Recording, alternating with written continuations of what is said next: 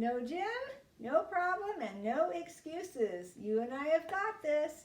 Today's Balance Day, and we're going to talk today about the importance of your feet. Because if you cannot, so this is called plantar flexion when you point your toe. This is called dorsiflexion when you pull your toe back and flex your toes. Pull them towards your knees and flex your foot.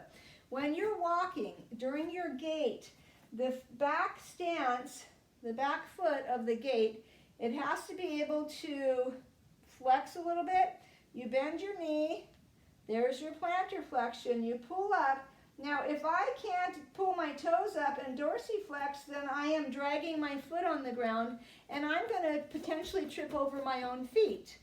And so we have to have the ability to be able to bend, pull the toes up so that we don't trip over them when we walk. One thing that's critical to allow you to pull your toes up is that your gastrocnemius muscle, the calf musculature, cannot be so tight that it won't elongate, because in order for you to pull those toes up, this muscle has to relax. So if your calves are unusually tight, you can, quick review, I've shown you this before, put it on a foam roller, find the spot where there's a slight, amount of pain, and you can stay on that until it releases about 50%.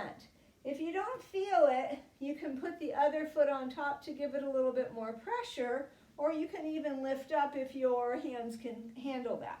You want to check the lateral part, the center, and the medial part, and look for anything that's painful. Don't just roll. Slowly roll, find something, and stay on it till it releases. We don't want to stretch a tight frozen rubber band, and that's what's going to happen if your calves are constantly tight. Another way you can do it if you don't have a foam roller, ever wonder what to do with your old dictionary that we don't use anymore since we have such great technology? You can have a book of some sort and a tennis ball. Put the ball on top of the book, put your calf muscle on top of the tennis ball, and it's that same concept. You're going to roll.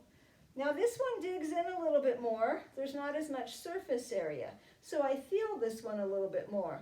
In this case, that's my spot for today. I won't put my other foot up because I'm getting enough of a pressure to get it to release. You're going to hold that for about a 50% release until the muscle says, "Uncle, I give," and it lets go a little bit. Then you'll be able to stretch.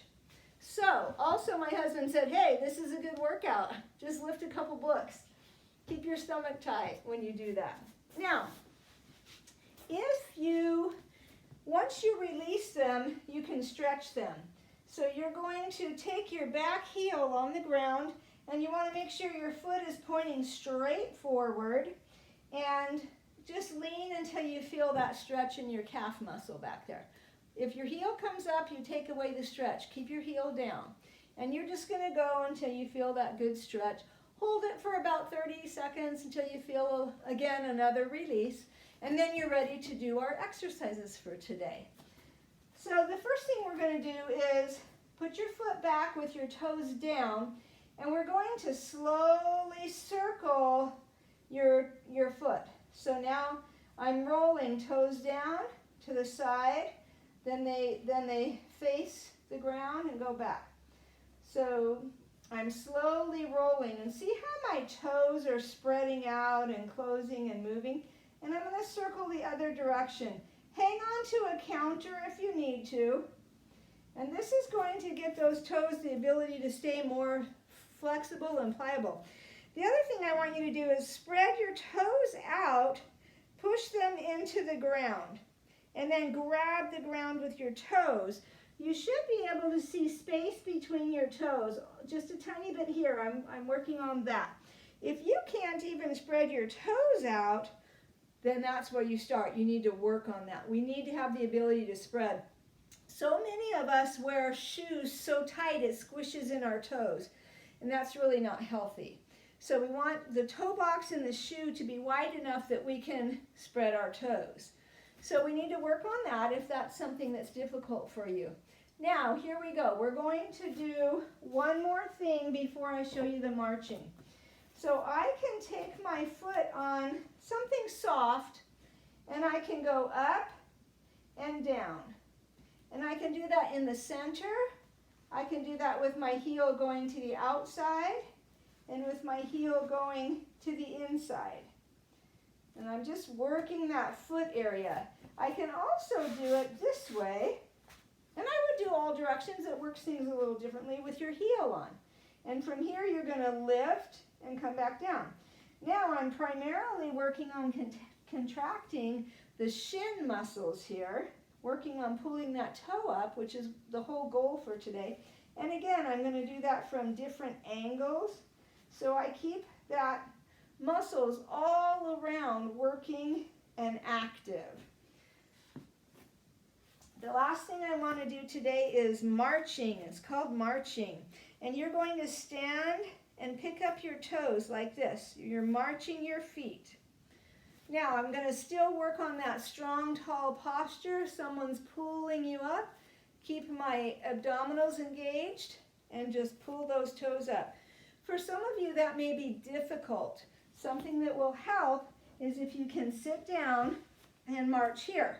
Now you don't have the weight resistance on it as if you are standing. So this will help you to be able to pull those toes up better. Another way to do it is to pull up in with your toes out. Now they call this a duck walk. So you can actually just pull your toes up and walk forward and backwards. That is a little challenging, but we like to be able to have ideas of how to progress these exercises I'm showing you.